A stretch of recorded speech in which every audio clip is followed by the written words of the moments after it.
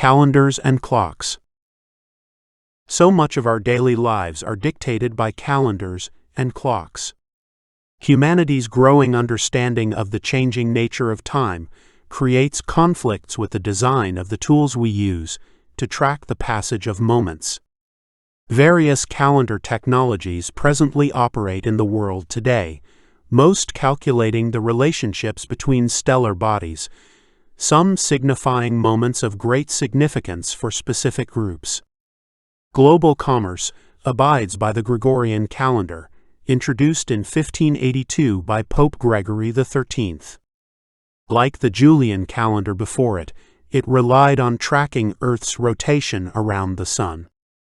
The change shortened the calendar year by 0.0075 days to ensure that the equinox occurred on March 21st for the Church to be able to consistently calculate the day of Easter. This alignment of Earth's equinox with the fixed stars is not and never has been an accurate representation of the passage of time or the immediate present. So long as we cheat every 4 years and add a day during leap year, it's a perfectly consistent system that transcends location and culture. But it is a false representation of the passage of moments, one that strengthens the grasp of outmoded philosophies of meaning and value in our everyday lives. Changing our calendar may seem arbitrary. Why fix what isn't broken? Despite the knowledge of our present measurements being inaccurate and out of sync with the passage of moments, is there any real harm caused by maintaining the system in accordance with the scope of the universe? Yes, there is. Self-actualization in the age of crisis is the process of freeing ourselves from the influence of a past we had no say in crafting. We undertake this journey to align individual and collective with the single truth and the relational universe. The solar calendars of the present are not accurate representations of the progress of moments, and therefore perpetuate falsehood into individual time experience. Humanity cannot transcend our circumstances if we cling to past habits and rituals that we know to be false. Consider also the absurdity of embracing one spiritual calendar technology as primary while rejecting all others, the hypocrisy in arguing that history decides the winner when history is always written in the immediate present. Changing our calendar format removes long histories of military religious conquest from our present moment. Our rotation catalog no longer represents a winner. Rather, it highlights our collective oneness with the universe and the other. Economist Steve Hanke proposes the Hanke-Henry Permanent Calendar, HHPC. The HHPC adheres to the most basic tenet of a fixed calendar. Each year, each date falls on the same day of the week. In our case, every year begins on Monday, January 1st. The first 2 months of each quarter are made up of 30 days, and the third is made up of 31 days. Each quarter has exactly 91 days, resulting in a 364-day year, making up 52 7-day weeks.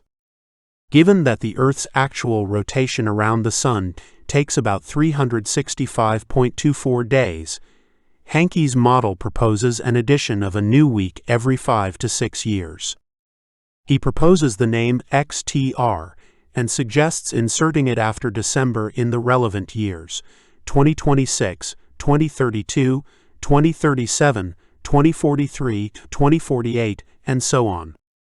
By his own admission, Hanke's calendar is arranged around 7 days in a week to follow the Judeo-Christian fourth commandment, claiming that any attempt to break from this model is completely unacceptable to humankind, and that will never happen.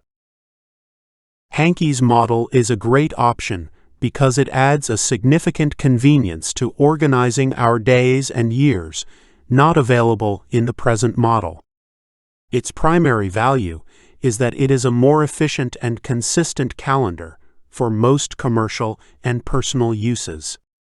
Unfortunately, Hankey's adoption of proactive defeatism ultimately reduces its viability as a replacement for our present systems. Our recognition that these spiritual philosophies, technologies, and institutions center themselves around core beliefs about the universe that we now know to be inaccurate disqualifies them from having the final word in our collective organization. This doesn't mean that we must create a calendar outside of the 7-day moon cycle, only that we must be open to the idea. The Hank Henry Permanent Calendar is a viable alternative to the present arrangements, but is far from ideal given its reliance on time experiences past.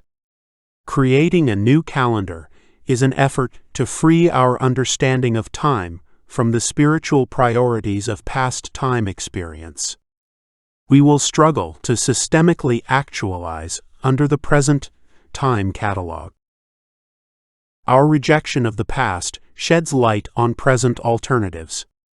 Another option is to adopt a new, simplified calendar structure that abandons the Earth's rotation around the Sun and the lunar cycles as primary reference points. This would be a new form of temporal record that aligns with the accurate tracking moments rather than the traditional agricultural routes of our present systems. As we continue to advance toward space travel and exploration, a more unified form of record-keeping will be necessary. What use will Monday and Sunday be to the individual traveling beyond the confines of Earth? We can accomplish this by replacing our present system with a language of numbers and symbols that expresses our current position in perpetual progression within the universe. New temporal record-keeping can improve our present designs by delivering a format that is concise, flexible, and more accurate than anything presently available. Our infinite supply of numbers, letters, and emojis ensures our creation will bring with it a longevity that will last until our collective knowledge discovers a better alternative. Any new calendar design must also abandon yearly dating centering around religious figures and institutions. The prevalence of before Common Era (BCE) and Common Era (CE) year catalog began in the 6th century and spread throughout the world as a result of the dominion practices of Christian religious institutions. There was no year zero. This record-keeping began in the 500s, most likely to give the illusion of legitimacy to the mythos at the time. The present year system perplexingly faces few challenges, given how inaccurately it describes human prevalence throughout the millennia. A more appropriate yearly calendar was suggested in 1993 by the geologist Cesare Emiliani, titled the Holocene or Human Era Calendar. It pegs human history to a shift in consciousness more universally relevant than any religious mythos, the transition of our species from nomadic hunter-gatherers to fixed agricultural lifestyles. As initially suggested, human era dates are determined by adding 10,000 to the present year. Our present understanding suggests our agricultural transition occurred somewhere between 9,602 and 9,800 BCE. 10,000 is easy math, but there's no point in aligning ourselves with specific accomplishments if we're not being accurate. If we use the exact middle of the estimation, we can derive an exact date. For example, 9,701 plus 2022 equals 11,723. Welcome to the year 11,723. Here you are. To embrace the human era calendar is an act of collective celebration. We tie our moments to the long road behind us and the many miles ahead. It celebrates all of our ancestors, threading a shared history throughout our species, presently unavailable. Most importantly, it is a significant step toward alignment with the single truth and our oneness with the relational universe. We cast aside the false necessities of hierarchical spiritual philosophies to lay the foundation for universal commonality, a choice to embrace our collective achievements beyond the barrier of a single faith of state.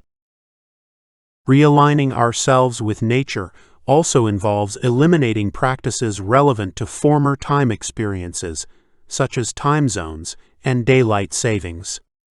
Time zones were an effort to solve an industrial-era problem, the confusion that came with mass transportation and regional time zones that set clocks according to the sun.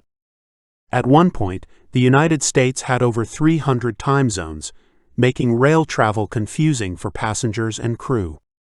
In 1884, the International Meridian Conference in Washington, D.C., USA, adopted a proposal establishing the Greenwich Meridian as the prime meridian and Greenwich Mean Time, GMT, as the world's time standard. 62 countries presently practice daylight savings. The international 24-hour time zone system grew from this, in which all zones referred back to GMT on the prime meridian. In 1972, Coordinated Universal Time (UTC) replaced GMT as the standard for universal time, creating a shared standard for time not impacted by daylight savings. Implementing UTC as the standard format for tracking Earth's rotation would create a single shared time for all people of Earth. No matter where you were, how dark or light it might be, every person operates within the same designation. No more checking time zones when scheduling meetings, jumping clocks backward or forward. We unify our shared measurement of the moment. The first year or two might be confusing, similar to how we often write down the previous years immediately after a new year occurs. But it will become embraced quickly. Ideally, we adapt the 24-hour time format, commonly referred to as military time, further simplifying our measurement systems. Adaptation of coordinated universal time is a big step toward aligning humanity around a more accurate representation of our time experiences. Like the exploration of new calendar technologies, changing time systems is an active choice to align collective human experience.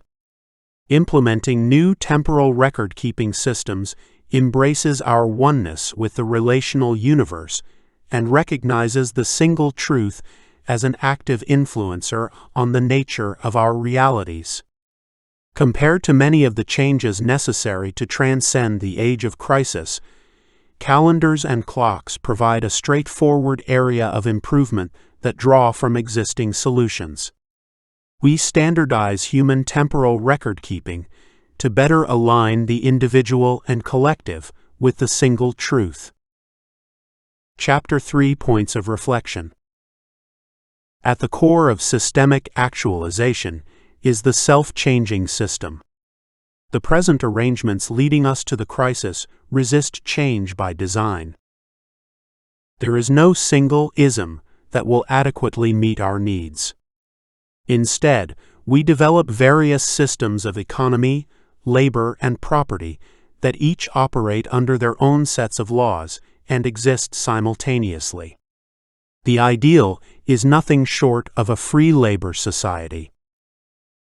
The 8 dignities represent the social inheritances all are owed for being alive within this moment of collective progress. Each represents a fundamental component of the access and agency necessary to fully develop the individual actualizer.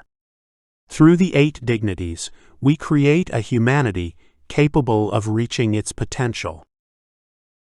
Our institutions surrounding security and our soldiers are captured by corporations who profit from violence and aggressive resistance to change. We must redefine local and global security to better align with the single truth and the relational universe.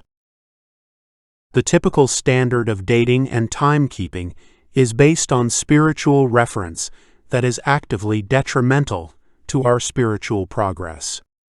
We should seek to embrace numerical dating systems that more accurately represent the moment.